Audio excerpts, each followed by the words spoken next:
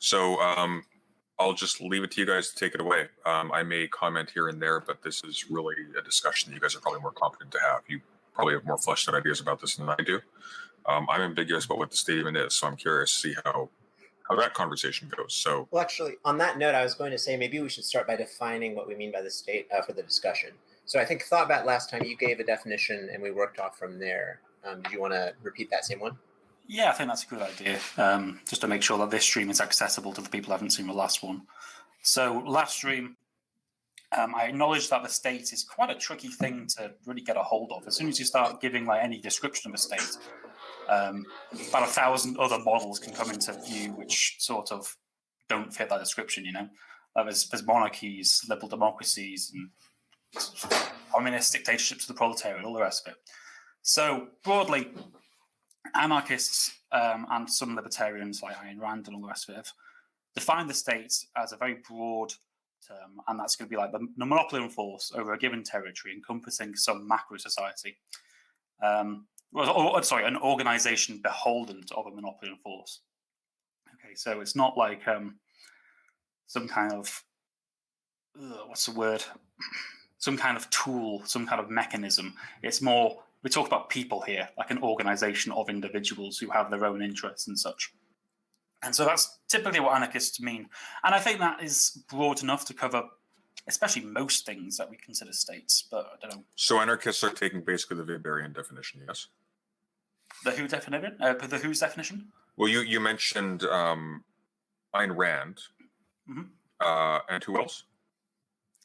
Libertarians, right-wing libertarians like Murray Rothbard. Okay. Well, this is... but they seem to get their definition from like Tucker right libertarians and ones who prior to them. Okay. I'm interested in that because I covered this in my Bioshock video. Ayn Rand basically takes on the...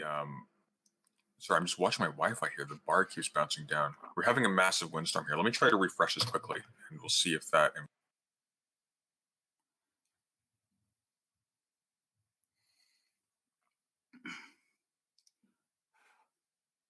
it's interesting because, sorry to cut you off whilst not speaking, but Chad Not Should last stream said that was quite a negative in like the condemnation sense, a negative description of the state. When it's actually not. It's quite a very neutral description, I think. I mean, Ayn Rand was a statist; she was pro-state, but she used that definition herself.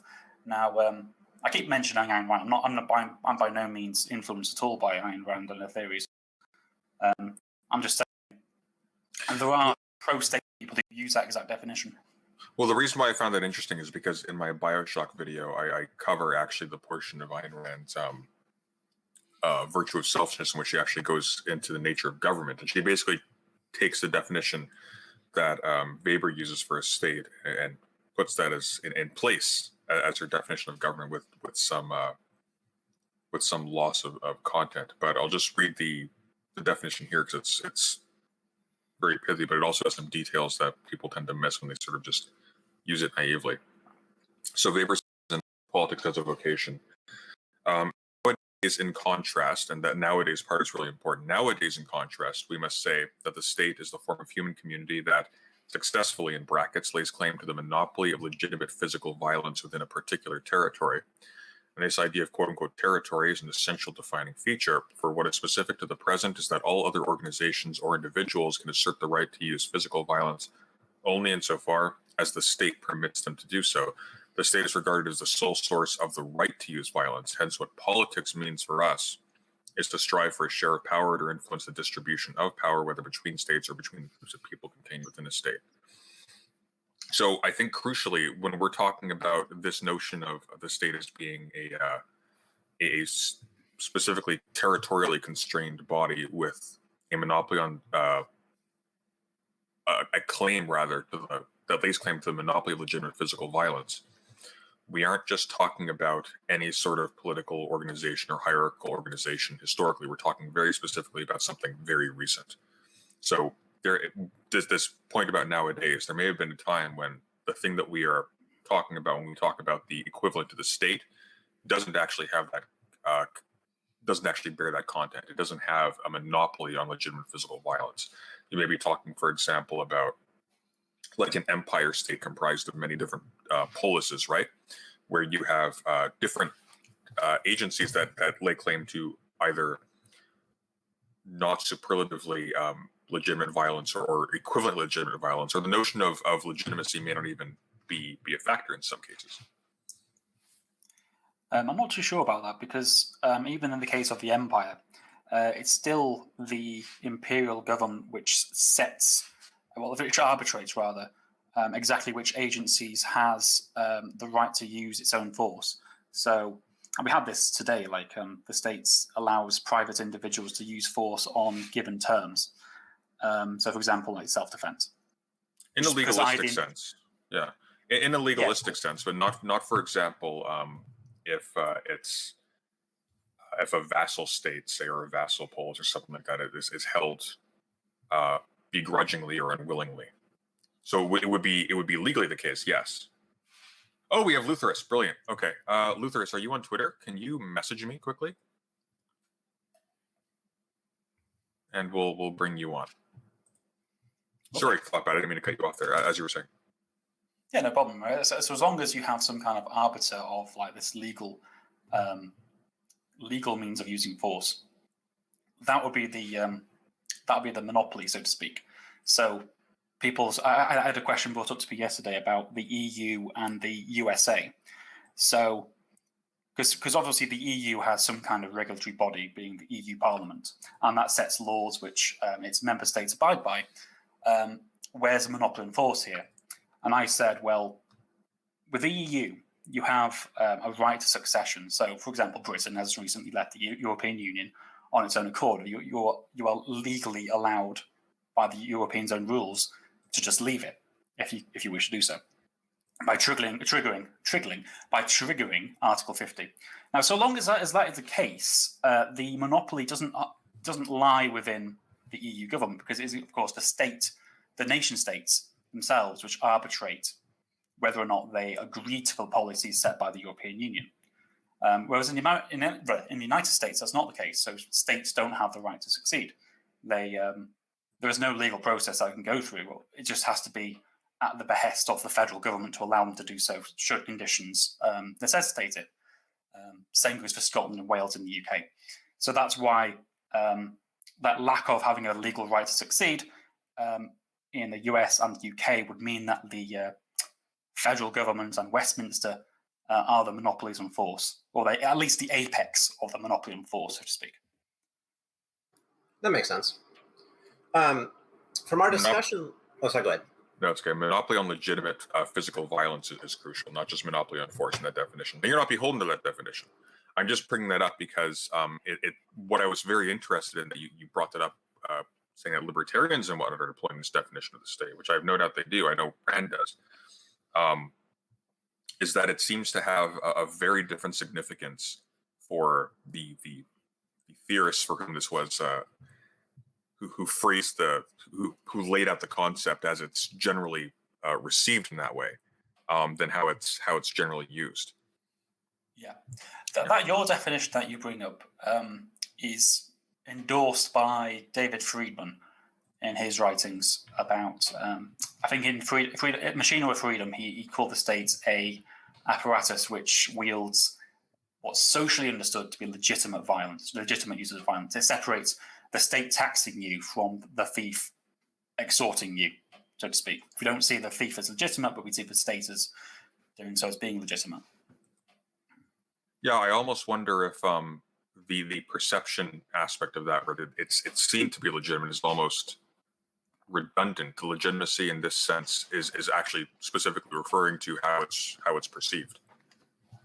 Yeah, That's interesting though. I'll have to give it a look. Sorry, I didn't mean to hog the conversation quite so bad. I said I was going to. Can Welcome, I just make one last? Oh, sorry. Yep.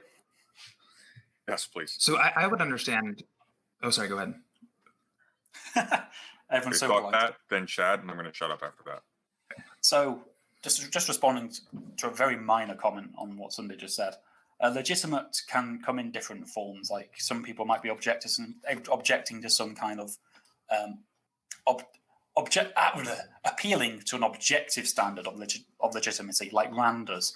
So Rand will talk about the use of state force currently is not legitimate, but it is seen to be legitimate.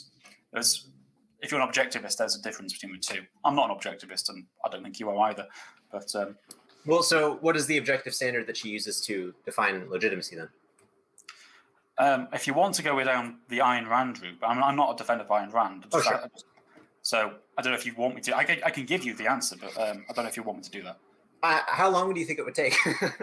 Well, it's effectively an atheist version of Lockean natural rights. If you think about it, it's not much different from it.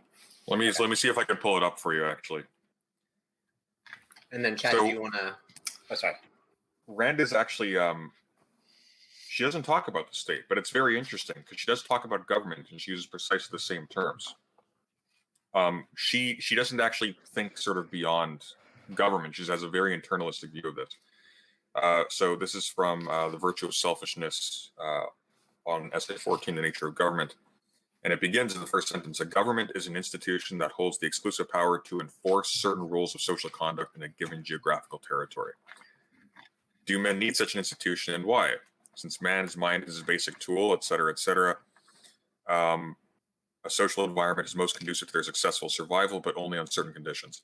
So she would derive the legitimacy of a government by the requirements, I suppose, of any sort of social life, because she has kind of a bastardized Aristotelian virtue ethics going on here.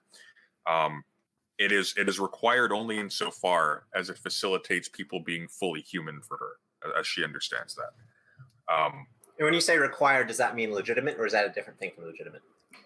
That is the basis of legitimacy for government specifically. Okay, and is that? Oh yeah, because you said she doesn't talk about the state, and at least in what you were referring to. Yes. Talking about government. Yes. No, she refers, like, she is referring to a state institution, but she's an objectivist. Her complaint is not with the existence of states; it's with the existence of governments telling you what you can and can't do. Gotcha. All right, Chad, do you want to object to the existence of governments?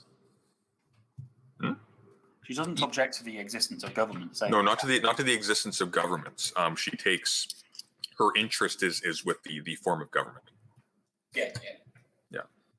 So I'm perfectly fine, operating with this current understanding of the state. There's one thing that I would say a bit earlier when you mentioned Friedman's point that where sort of what it's legitimacy that distinguishes, like the thief taking your stuff versus the government taxing it.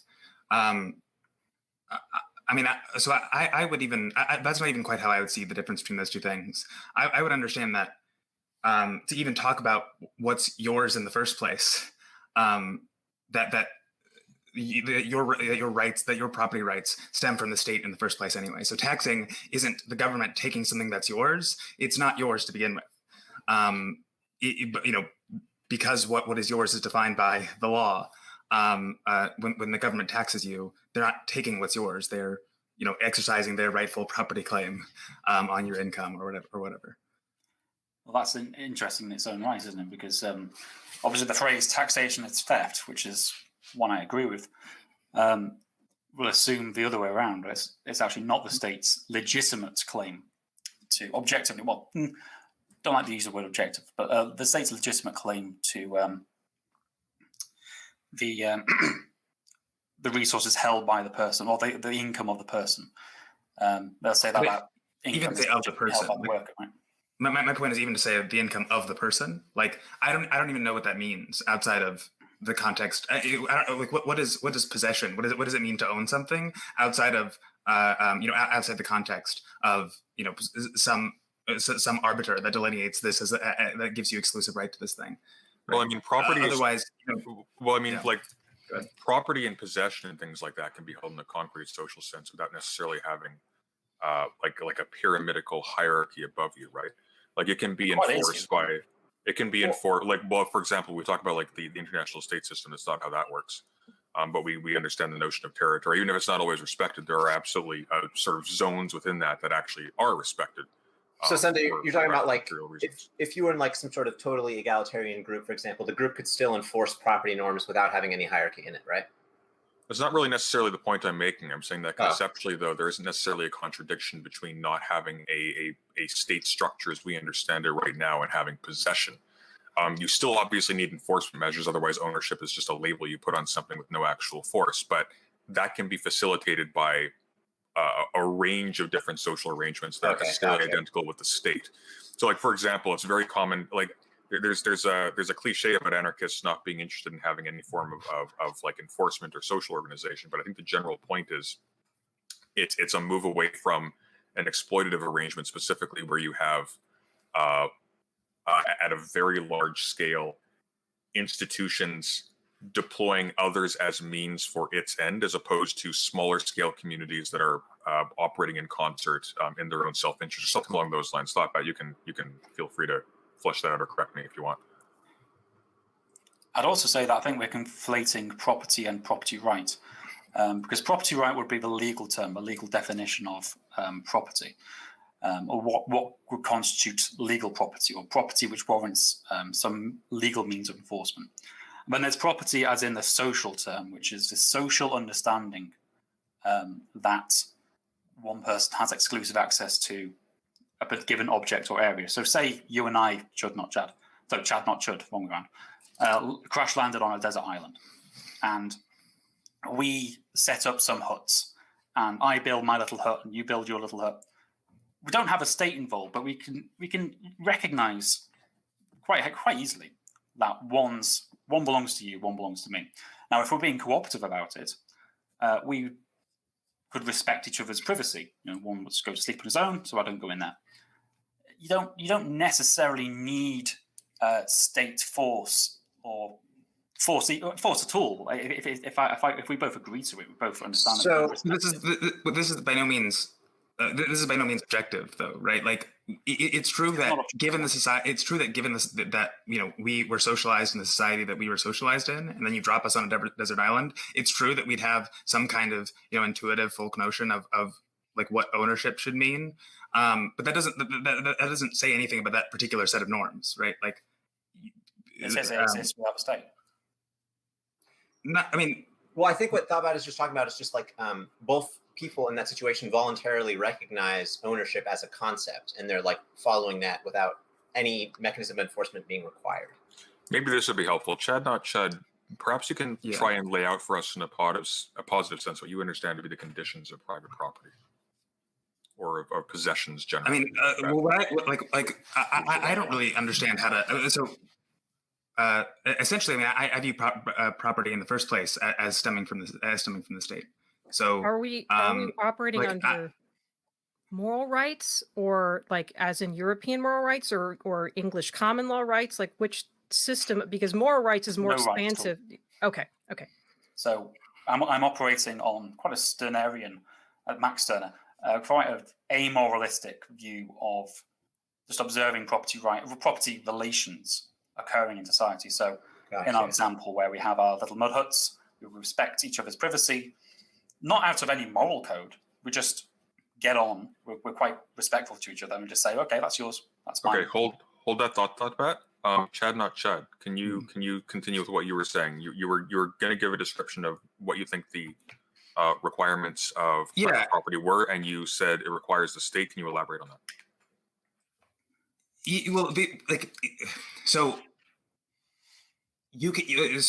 It's possible for like two people on a desert island to between and sort of a essentially form a consensus on what sort of the rules are, and they can operate within those rules. But I don't know what meaning that set of rules has, because as soon as I decide that actually I think that the thing what we previously understood to be yours, or maybe we never had a consensus in the first place. Maybe we had some sort of conflict in who we thought owned what. If there's no way to arbitrate between these two things, then both those claims are equally legitimate, and so it seems like this like undermines the whole point of property. When you say what if you had a plurality of people, but it was an odd number, like 7 people, say? Mm-hmm. Would that change the dynamic in your mind? Because it seems to me that the issue at hand is that you're litigating between 2 people with equal levels of power. It's not clear to me that that's naturally the case inevitably in a situation where you have a larger plurality of people and no guarantee of that evenness persisting over time. I mean, I would say as soon as you start, so what's the mechanism in this world of 7 people by which we adjudicate when there are conflicting claims about property? That's what I'm asking. I have no idea. It sounds like what you're saying. I would say for the state, right? It sounds like what you're saying gives meaning to property norms. Is just an enforcement mechanism that relies on something that can't be overcome just by like someone making a decision individually to like breach the norm. So it requires an enforcement mechanism, in your view. That's what distinguishes it. But I don't think I don't think an enforcement mechanism is required in order for it to have meaning, because I think the meaning arises out of the consequences in their behavior from the recognition of the concept of voluntarily of ownership. I don't know. Could you rephrase that? Sure. So if both people are agreeing to the concept of ownership voluntarily, that just means that they are agreeing to like respect each other's property, and the meaning of the concept of them doing that is in the way that they end up respecting it in practice. That's the consequence of the belief or the agreement to respect each other's property. Right, but what happens when 2 people come to differing understandings about who owns what? Well, then the norm changes, but that doesn't mean that it doesn't have meaning. There is an objective consequence that exists there because they agree to the concept. Correct. What's the consequence? It's in how they respect each other's property voluntarily, because they both agree to do so. Sure. I mean, yeah, I guess. But my problem is that if the norm, if all it takes for the norm to change is for me to just say, actually, those shoes are mine. You know, those shoes look nice. Those are mine now. Then I don't know what meaning this has, right? It's a very unstable equilibrium. Well, let me put it this way. What do you mean by meaning? That it's not like like when I think of property. Property should have, like, when I think of what property should have, a system of property, I think should have, there's some properties that I think a system of property should have, right? So for one, I mean, I think that you have to be able to delineate between, in some, not necessarily objective, but like intersubjective way of distinguishing between like stealing and repossessing, right? In other words, there has to be what? That's what we're saying. There's a social understanding, voluntarily so, that this mud hut's yours and this mud hut's mine. Now you're saying, well, what if that intersubjective understanding disappears? Well, yeah, the property disappears. What's your point? That can't change on a whim. What I'm saying is if all it takes is that I decide that actually your hut's mine too, and then all of a sudden it does, because it requires the social understanding. Now let's apply this on the macro scale. Now, as soon as the Soviet Union declares private property to be abolished, then guess what? Intersubjectively speaking, there is no social agreement made by the people or the state that private property is to be respected. So it vanishes. So I don't think that means property in itself is no longer meaningful in any way. But doesn't that doesn't it reduce like the stability of the system, and to then declare that what has been a norm, whether it was a law or not, is no longer the norm? I don't really understand how that would. Right, you're correct, because norms change over time, don't they?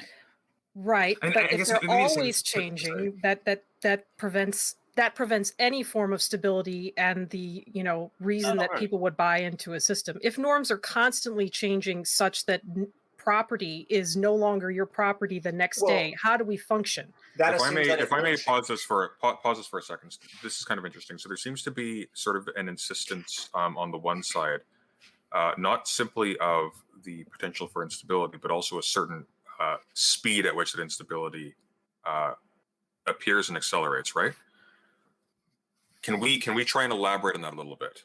We're talking about people buying into a system. We're talking about people buying into a system that is subject to frequent change, and that frequent change is the result of litigation between equal parties over property that doesn't have some higher force to sort of crystallize the apportionment that you have when you start off. So let's figure out why that is. Is it based upon some specific input? I'm assuming, for argument's sake, not to put all my cards on the table at once, that Chad and Luthorus are not arguing that in a state of nature they would be compulsive thieves. But whence would the impulse come to steal each other's shoes and steal each other's belongings, such as they've been decided upon to begin with? Given the fact that this will, of course, result in some kind of reciprocal action, or at least one can anticipate that, something of the sort. Right. Just to expand on what Cindy was saying, in regards to like, there's also another side of what he's asking, which would be like, why would they even enter into this relationship in the first place? And the reason would be the benefit of agreeing to ownership. So I'm just mentioning that. So the question is, why do people steal? No, the question is, why would it inherently be? Why would the absence of an overarching state structure necessarily lend to radical and frequent instability? High touch grass. I'd like to know where that's coming from. I think it's intuitive for most of us. I just like to think that through. Yeah. I guess the way that I see it, maybe to add on to something that I think is inherent to property in the first place, is that property is about violence. It's about it's a claim that this thing, I have exclusive access to it, and I think it's more than that. It's saying that anyone else who tries to use it, I'm legitimized in using violence against them, because that's what that's the enforcement mechanism of that exclusion, ultimately.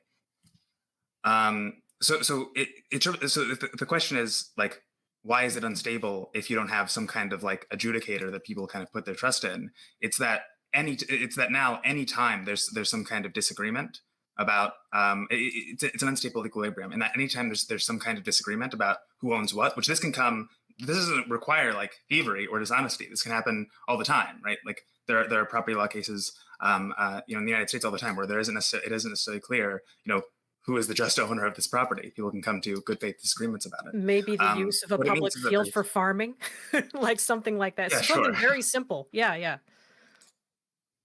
People can come to disagreements about who owns what, and without some kind of adjudicator there that people kind of put their trust in, it devolves rapidly into violence, right? And I don't just mean like the threat of violence. I mean actual proper violence.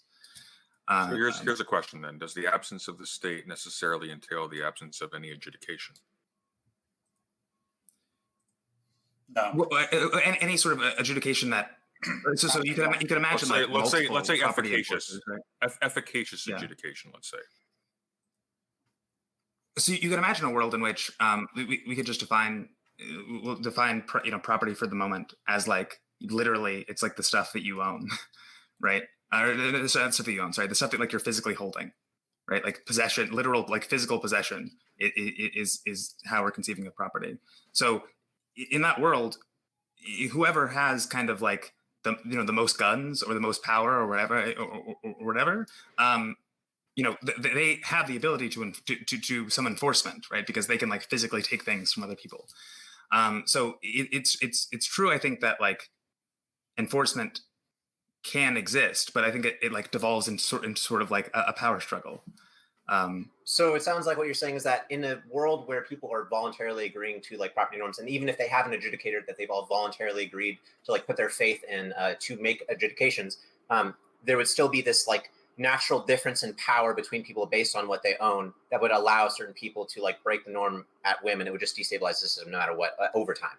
Yeah, and if it's a voluntary adjudicator, like I can just decide to use I and like my 5 friends could just decide that actually we're going to use this other adjudicator. Well, right? there could be a consequence that isn't necessarily violence, but something like the group like abandons you or something like that, or doesn't.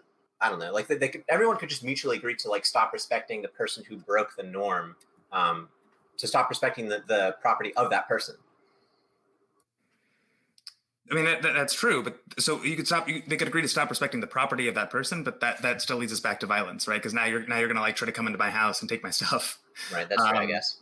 You know, so you only need one like bad actor who literally is amoral and doesn't care what the norms are to disrupt this entire system. That's the issue that I have with a lack of like actual enforcement rather than just a system of adjudication where they agree and then go on doing the thing, whatever it is they're doing to violate the norm. I also want to point out that at the heart of this issue is not just like property, but we're talking about like sort of an enforcement mechanism at large across any sort of like activities that we might be talking about in a social context. Like we could talk about like all sorts of crime, whether that be like if we need something to enforce like punishments against people who commit murder rather than just theft, right? We don't just need to be talking about property here. I'm just mentioning that. That's why I was mentioning, psychopaths and people with, I just people who are not willing to go along with, I don't want to get devolved into psychology or anything, but I find it hard to see norms being purely enforced on a larger scale simply because people have instincts towards tribalism, and there are people who will not follow the system no matter what you do. So what is the enforcement mechanism for the safety of the people who decide to be in this group? Is it social shaming or? I've heard arguments from certain anarchist theorists where there isn't necessarily a need for an enforcement mechanism because the way that a society could be set up, it engenders certain social relations that like counteract that tribalistic instinct that you're talking about. So just the natural consequence of the way that a society could be organized could result in people not having those instincts. So, for example, it's possible, like you could imagine. Sorry, go on, please. No, finish your thought, please. So you could imagine. I mean, you could imagine like society even as it exists right now, right? You could imagine that we like snap our fingers, all the coercion is gone, and people just voluntarily decide to run the society in the exact same way. So it's true that like whether there's coercion or not doesn't entail anything about the end result. But the problem I think I have with those kind of arguments is that the equilibrium is unstable, right? Like it doesn't take very much. It doesn't seem to me some. You could have I could think of one objection to that, and that we're sort of assuming a kind of atomized state in which people are kind of thrown out onto the street by themselves, to fend for themselves, and to be their own advocates, and they're ultimately you lack the kind of social density of like a family support network and integrated communities and things like that. Like a lot of the instability here seems to be very much downstream from distinctly contingent ills that I don't think are necessarily equivalent to what we would experience outside of present conditions. Yeah, I was going to say that regarding what I was mentioning about social organization, in terms of like how these like tribalistic instincts or other like bad activities could be counteracted without having an enforcement mechanism, I would say like having some sort of very thorough education system in the society where the education is not just in the sense of like a school system, but like the entire society just is set up in a way that educates all of its members into a sort of mode of life that doesn't involve them ever really having the incentive to commit any sort of crime. I think one of the problems we're having is we're not really addressing or thinking about the scale of the society. So we've got macro societies and micro societies, right? So we can think of the example of a micro society, like what, say, 20 or so hunter-gatherers. I talk about this in my video on law. And they could have, law requires two things: the endorsement of a social norm by people within the community. So, for example, respecting someone's property rights or moral right to life as they could perceive them, and then a means of enforcing the norm if it is violated. For example, detaining the murderer or detaining the thief or whatever. So, for example, a commune of 20 or so hunter-gatherers can endorse a norm whereby, as reward or show of respect or show of communal gratitude, the person who kills a deer to feed the collective gets a first steak during the evening feast. If someone comes along who didn't kill the deer, attempts to dive in and grab the steak first, the offender could be jeered at, the offender could be detained, pulled away, whatever. as long as there is some means of enforcement of this norm, and it could come from anywhere. It could come from your neighbor. It could come from the person who owns the thing. It could, as long as this means is effective enough and socialized and cultivated enough to the point where you can expect it from other people within the community, then you've got a property right. Just without the state, without all the rest of it that comes with it. Now that's full of micro society, right? Does this theory preclude some kind of agreed upon methods of punishment that include violence or not? Or what's the theory behind what types of responses are, well, I guess moral in this sense? I'm just curious. Well, that would be very much up to the people who are in the collective. Don't forget, like, I'm not even talking about necessarily a strictly ethical anarchist position. This primitivist commune could decide to execute the person for his transgression. Now, okay, we don't agree with the death penalty, I don't think, most of us. I think President Sunday does, actually, but that's beside the point. As long as there's some means of... Well, we sort of categorically do if we're arguing in favor of a state construed along Weberian lines, that the monopoly on legitimate use of physical violence is ultimately referring to the capacity to deal out death. No, not necessarily death. It could just be incarceration or something like that, or detainment. What happens or incapacitation. What happens if they can't detain you or if you manage to escape? Well, in that case, yeah, they might kill you. But I'm just saying you could have like the technology, for example, in a certain society that allows them to just detain you. I mean, the reasons that prisons were often a death sentence back then was because they couldn't maintain them in smaller communities. Like, it's just not, that's why we had more. Yeah, I think that would be difficult to not have the death penalty in some cases in smaller communities where there isn't some way to keep people incarcerated safely or humanely.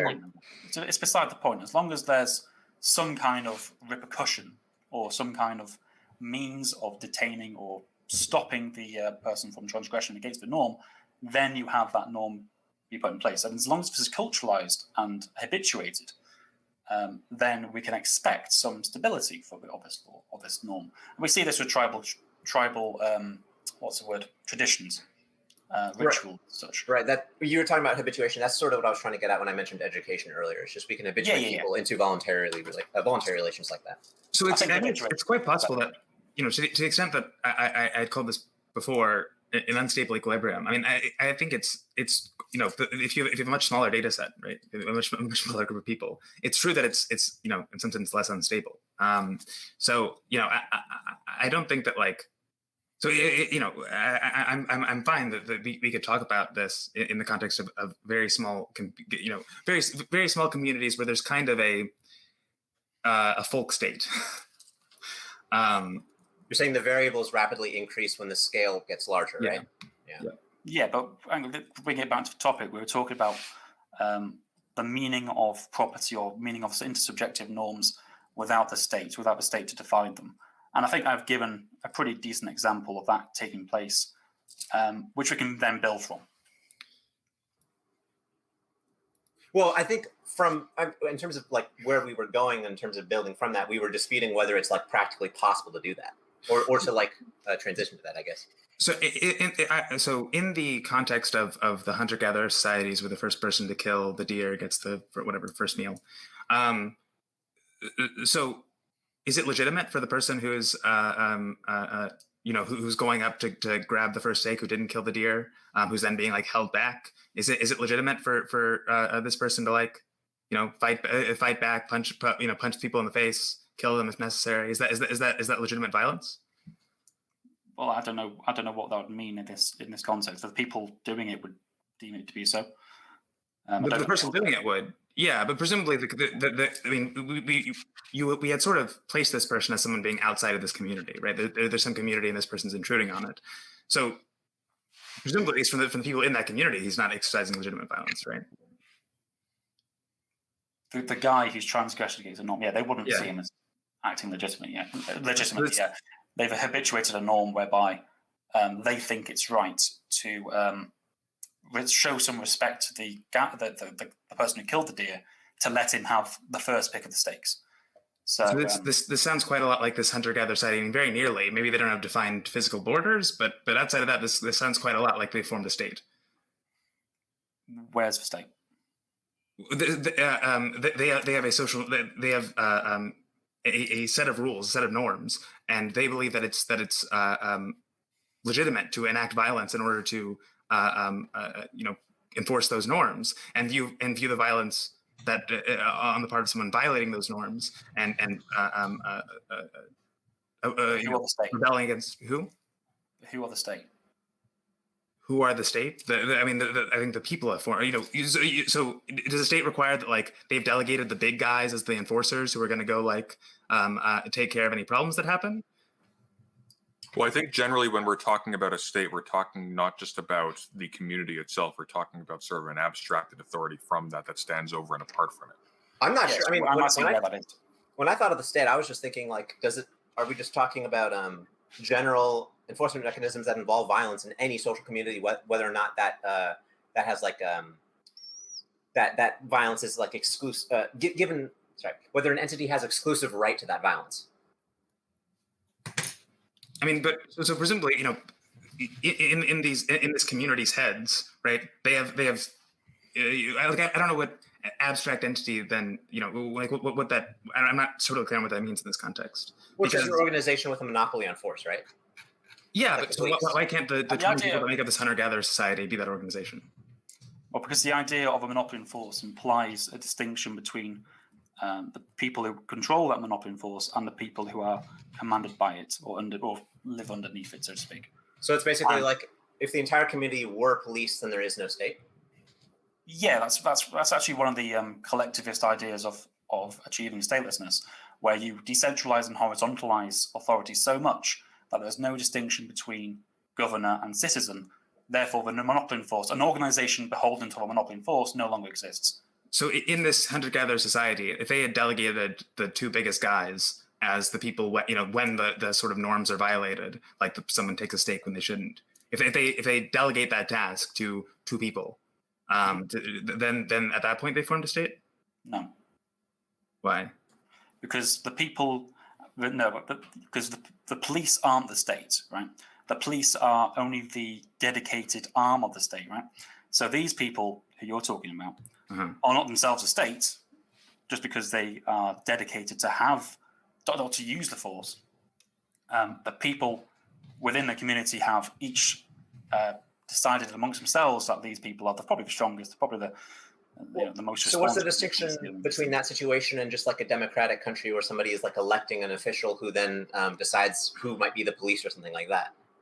I want to know what the difference is between them having like a communal meeting, we're talking about, I assume, a small group so that we can make this more simpler. And they all like have it's pretty much an even split, and they have to do a vote. If they're then doing a direct democracy vote, does that then make them a state? Like, what are the conditions that then create statehood through the enforcement? Like, I'm kind of lost in that section of it. That's fine. Well, I think in that situation, there isn't actually an exclusive right to force because anybody could be on either side of that disagreement in the community. So everybody there has equal right to force in the event that they're in the majority, I guess, if we were to enact violence on the basis of majority. Yeah, okay. So it's like saying in a country the size of the UK or United States of America, I know there's a difference between the two. We can't say that everyone is a governor just because they vote for an MP or for a congressman or whatever. That's representative democracy, right? And we can go into that a little bit later because I know we've got some democratic socialists in here. But we have to understand that there's a distinction between me being a citizen in the UK and my relationship to the state, and me being a guy in a primitive commune where I am part of the governing body within this commune of 20 or so hunter-gatherers. Can you help me understand at what point, like, is it possible to form a state amongst 20 people? Yeah, sure. You say, right, okay, these 3 people, or you say one person. This is how monarchies probably emerged. You can say that this one person is a really good leader, and he must have some kind of leadership gene which he passes on to his offspring. So we are going to, no matter what, appeal to his authority because he is divinely inspired or whatever. This is how I think monarchies originally established. Now I can't provide any historical backing for that. It's just my hunch. So the parallel to that in like a country with electoralism would be like, instead of genes, it's like they've been elected and that's what gives them the right to that exclusive power. And it would be illegitimate to like try and circumvent their official power. Is that right? Not quite. I was just. Okay, here's what I want you to do. Okay, all four of you, Zanzi, you too. I'm watching you, freeloader. I want you to litigate what the hell we mean by state here, because we've got a weird fight going on between amorphous blobs, and I don't understand what's happening. And if I don't understand what's happening, I've got a pretty strong sense that neither do any of you. So let's yeah, I just came in. I have no idea what we're talking about. I know the title, but I can say this with absolute certainty. If I replace the word state with God, your arguments don't change. We're fundamentally discussing a vacuous whole at the moment. What does state mean? Well, that is the most important question here. We started off by defining the state as an organization with a monopoly on force. And so I guess the way that I take that is like, it's a group, an exclusive group in a community that has the exclusive right to enact violence on the rest of the group. And that right, what we were sort of discussing there, I think really what we need to define more clearly is what it means to have exclusive right over violence. I think. I'm going to actually push back on that, because there's a reason why I went directly to the text to show you where that came from. Because what Weber is saying in that text, which is where we get this idea from, is that today, under modern conditions, when we're talking about the state, that is what we are talking about. We're talking about that which has a monopoly on the legitimate use of physical violence. But the specific reason why he says nowadays this is how we must regard it is because that was not the case perpetually into the past. That's a fairly recent state of affairs. Among other things, we know this is the case because states did not actually have the capacity to have that sort of imminence such that they could actually like in distant regions, like even consider the size of what we call states today. They didn't have the material ability or technology. Sorry? They didn't have police watching over people, basically. Not police. They didn't have like simple things like long distance communications. You know, it's like the Chinese proverb: the emperor is far away and the mountains are very high. Yeah, sure. When the emperor is here, that's the person you obey because he's got all of the knives out. But at some point, they go away, and you're in your independent rural farming village that does not have a dedicated guard. It sounds you all eating each other alive. What happens? Sometimes that's the case. Having the ability to communicate over long distances and things like that is only really relevant if we also add in the add to the definition monopoly of force over a given territory. There's still a chain of command going on, even in those medieval societies. Here's why that's important. It doesn't chain of command make a state? I'm just kidding. Sorry. No, but here's why this is important, though, because those technologies are what extend the identification of sovereignty and authority to the border. Because in the absence of those things, that power, that legitimate violence, isn't actually efficacious in most of its territory in a given time. I agree. That's what I was getting at. I was just saying that sounds like what you're saying. But I was just saying that if we excluded the part where there's a territory, where if we were just talking about like a single location, well, then that's not necessarily as relevant. And we could still have a state without those technologies, could we? So I don't think you're necessarily talking about the same thing is where I'm getting at with that. But go on, Chad. So adding in this nowadays clause into the definition of a state, I think presents a slight issue, which is that if you're arguing about anarchism and you're arguing about what an anarchist future of is like, if the definition of a state is like temporally contingent, then if we're talking about some anarchist future, then the definition of state might be different under those circumstances, and so it makes it difficult to understand what we mean by abolishing the state. It's an interesting question because, as the state is itself quite an ambiguous, loose term, which again I can only define very vaguely as a monopoly on force over a given territory, encapsulating a macro society. So does anarchy. So does its opposite. So does statelessness. So maybe it would help us. Maybe for the sake of clarity, then it would be better to characterize your position not simply as anarchistic in a universal sense. You're anarchistic specifically with respect to the modern form of the state. Yeah, you can say that certainly. Okay, And that's then- easier because that doesn't preclude, like, for example, any number of other social forms that do involve some level of what we would call coercive force. And then, unless anybody else wants to mention anything, I was going to ask what Thoughtbat means by monopoly in his definition. So monopoly, I mean, it would be the sole arbiter of force. So what that means, to maintain such a monopoly, the state needs to do two things. First, suppress alternative organizations which define and enforce laws by their own right. And second, demand monetary funding. So if people can defund the state, for example, instead support alternative means of law defining and enforcement, the state finds itself engaging in a market-like competition for its influence over people's lives. So the monopoly aspect really does require the ability and, I suppose, some kind of socially accepted legitimacy in suppressing alternative modes of law defining and enforcing. And so in the context of like a country with electoralism, that monopoly arises from when a person is elected to office, right? And then their power derives from their office? Kind of, yeah. I'm not too sure what that has to do with what I just said. No, I'm sorry. I was just making sure that I understood if I were to like apply this in like an actual context. Yeah. I think something important as well, just in terms of making the definition robust. How I often think of monopoly is it's not just simply an accrued form of one and only one.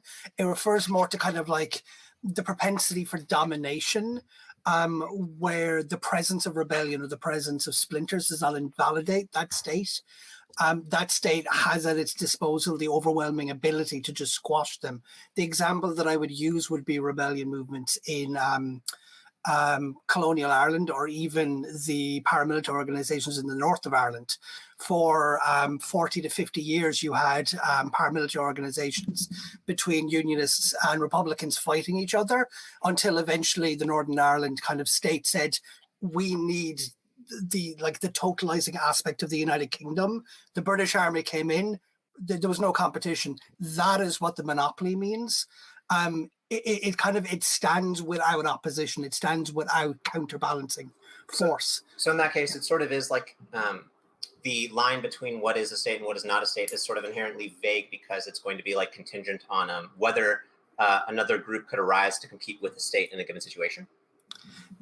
It's kind of my understanding of it, and I do think that's what Lenin was trying to get at in when he was mentioning state and revolution, in the importance of producing dual power structures, where what you want to do is you want to internally fracture the ability for the state to control its own territory.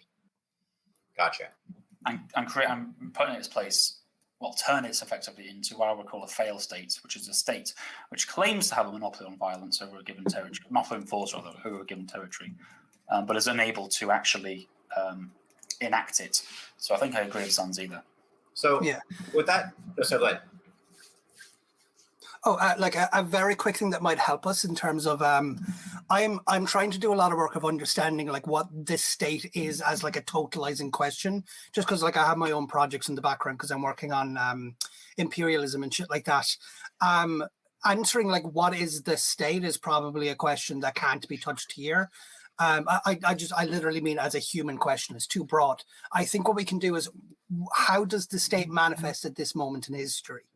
And this is why I lean towards Marxism, because I'm looking at the contradictions that the state maintains towards looking at the shadows that the kind of like the amorphous idea of the state casts upon society. I think we get a better look at it by looking at the cracks it covers over.